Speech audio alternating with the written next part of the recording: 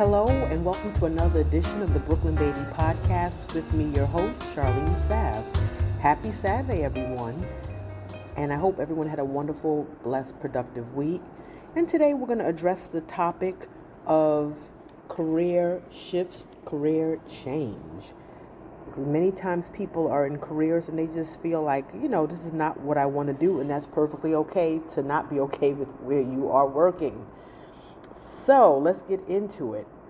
Sometimes shifts happen not through our own accord. Sometimes people are laid off, they lose their job, they are fired, terminated, and in light of everything that's going on in society.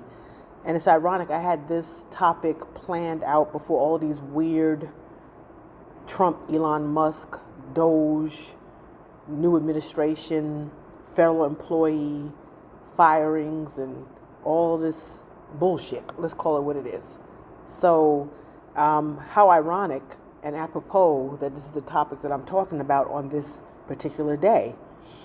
Again, well planned out in advance. I usually have a whole list of topics that I would like to address and talk about, typically months, if not weeks in advance. So I'm like, wow, at a time like this, we are having this as our topic. But I'm going to say this, oftentimes when, like they say that cliche, one door closes, another one opens, step into it, and it's okay. I'm going to say this, if you feel that you're unhappy with where you work, start networking, reaching out, doing your research, getting online, and try to find something before you need to find something. Try to find something before you need something. Because if you feel the door is closing on you with a job situation, or that you feel you're at your wit's end, you know you before anybody else. Whatever the case may be, try to find other options before you need to find other options. Now, that's not to say that sometimes things work out perfectly for people in which, they may be without a check or without a job until something else pops up or pops off or picks up. But more often than not, it seems like with this kind of society where they say most people are living one paycheck away from poverty. If you feel like maybe you're being targeted, you're not enjoying your work environment, it is okay to start networking, reaching out, doing your research, going to different job search engines, whatever search engines that you like to search. I know a lot of people have told me they find a lot of success through Indeed and through other search engines. I'm trying to think of, I had one on the tip of my tongue, Lord have mercy. So just you find the one that works for you. Find the one that works for you, and hopefully you'll find something. Research, network, okay? And I just feel like, and I know it's easier said than done in a lot of cases in which, people say, okay, it's not that easy to just say, okay, I'm going to find another job. But you know what? I had a teaching colleague. She was so fed up. She felt she was so mistreated by a former school where we used to work. And she decided, bump this. And she resigned her position as a teacher and found a job at a local grocery store. And then she used that as her placeholder type of position. And then she and her spouse moved to another area, which they enjoyed. You know what I'm saying? So, and I believe this particular person is enjoying life on the beach. She's a beach life person like me, and she just decided with her husband, just, bump it. We're moving out to the coast. So, and I've heard other people say, they have these high profile positions, these very skilled positions, these positions that many of which require college degrees. And they said, it was so much pressure. Like that saying goes, heavy is the head that wears the crown. Well, these people said enough is enough. And they said, you know what? They withdrew their money from their savings and or 401k or 403 B, whatever they had going on, and they either start up a new business and or lived off of that money until they found something satisfying to do or something satisfying to invest in. So these are some of the options that we could do. Because you know what? I'm not going to lie. That thought, different thoughts cross my mind often too. And a lot of people are very disappointed, stressed, unhappy, straight up miserable at their place of work for whatever reason. It could be the colleagues and the people they work with. It could be a boss. It could be so many different variables. I know a lot of people in the school system, they might have a lot of issues with students and their parents. Regardless of what the case may be, whatever line of work, sometimes people are like, you know what, YOLO. Life is so short and your day may be numbered. You might, God forbid, die tomorrow, die today, or living for retirement on a hamster wheel. And when you get to that retirement, we had another colleague, unfortunately, this person passed away of cancer right after retirement. So I'm just at a mindset of not saying being reckless, being foolish. Of course, make sure your bills are paid. You can handle what you need to handle financially. But sometimes, I'm just going to say, you got to do you. As long as you're not robbing a bank, killing, stealing, hurting, and you can handle your business, handle your business. Even if it means maybe withdrawing from your savings,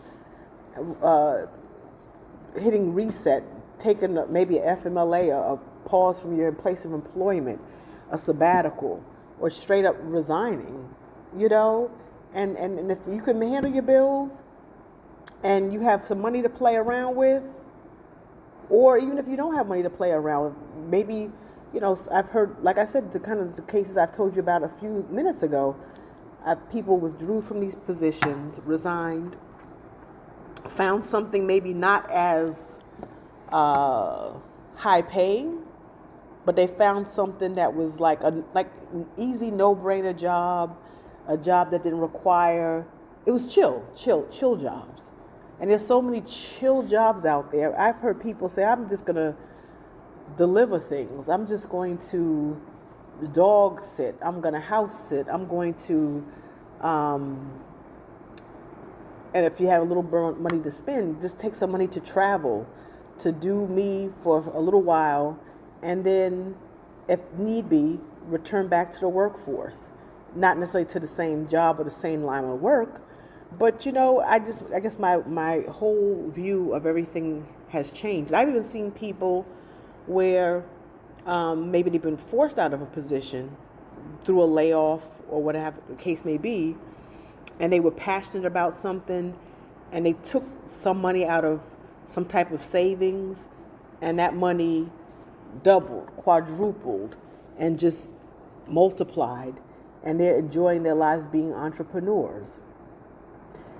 Sometimes, when things at jobs don't work to our advantage, I really believe it may be a higher power telling us, you're bigger than that job.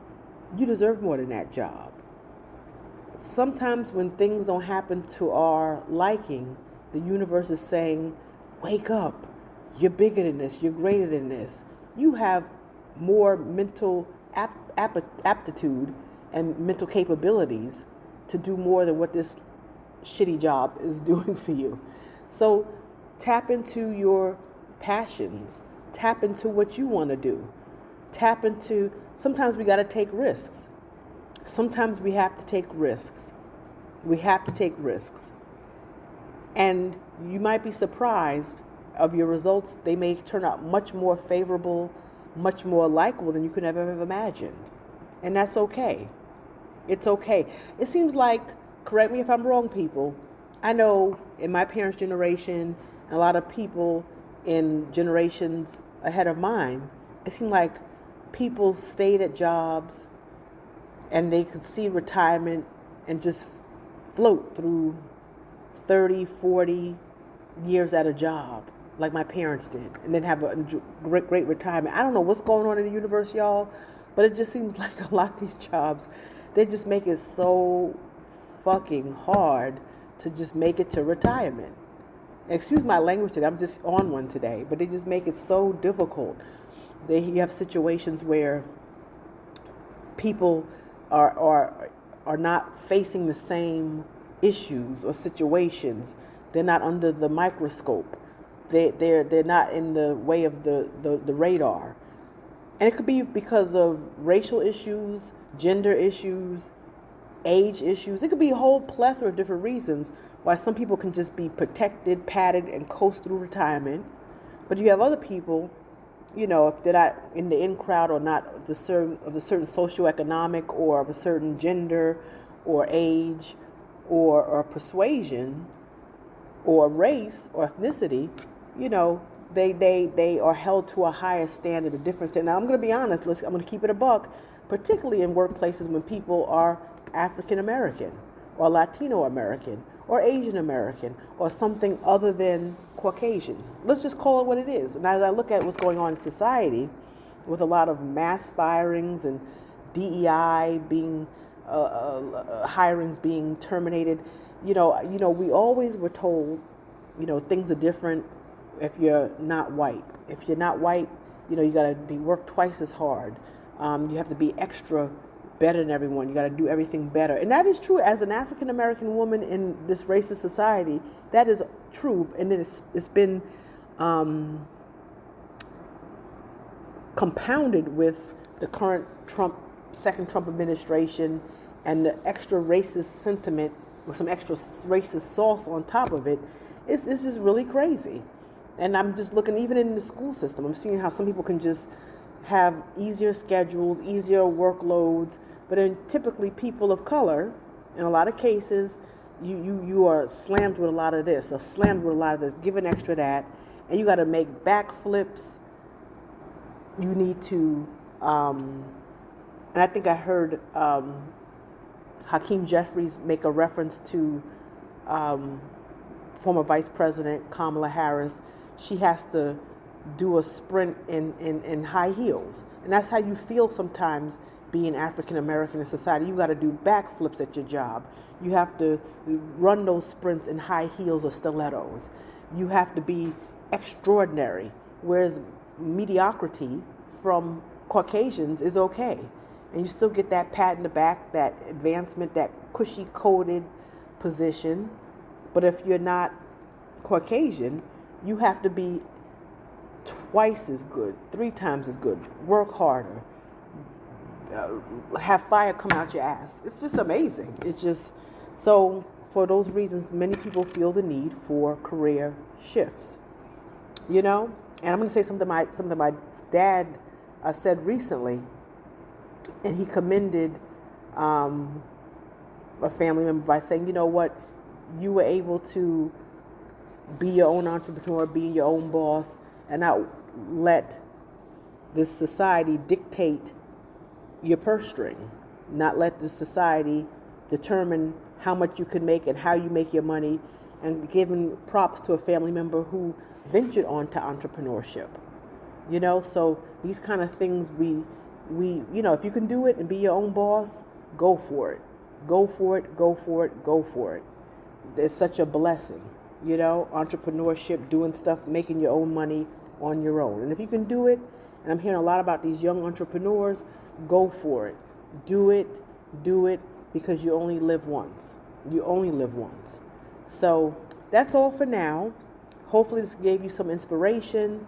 And as I'm hearing myself talk, I'm like talking to my damn self. Well, things maybe I need to do. Anyway, a little foreshadowing there.